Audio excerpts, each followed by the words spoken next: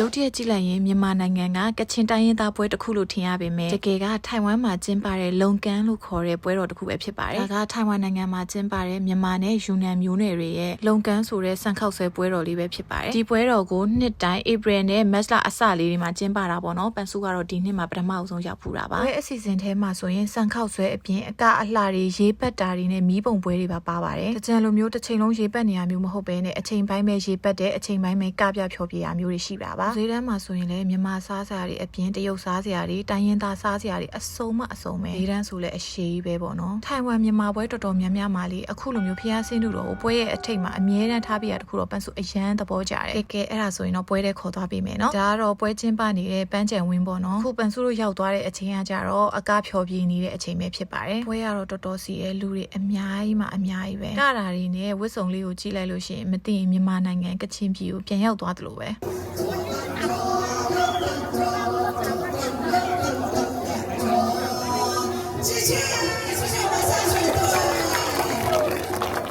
ပြီးရင်တော့ဖះရေတက်ပယ်လို့ရတယ်ရေတက်ပယ်တဲ့အခါမှာဖះဦးကောင်းတော်ကနေပြီးရေတက်ပယ်လို့မရပါဘူးเนาะပန်စုတို့သွားတဲ့အချိန်ကလေးနည်းနည်းနောက်ကျနေရမို့လို့ဒီ state စင်မှာဆိုပွဲတွေအစီအစဉ်ကလည်းပြီးသွားပြီအဲ့တော့မူစီတန်းပတ်ပြီးတော့မုတ်ပဲရှောက်စားဖြစ်ပါတယ်ဒီမှာဆိုလေကချင်အထည်လိုမျိုးအထည်လေးတွေရောင်းနေဆိုင်နေပါရှိရဲ့ပန်စုတို့နှစ်ယောက်ကတော့လေဘယ်ရောက်ရောက်ကိုမြန်မာစာရှာစားတဲ့အဖွဲမို့လို့မြန်မာစာပဲစားဖြစ်တယ်မွေးကားပါမွေးကားဘဲကြော်လေးနဲ့အိုးဘဲဦးနဲ့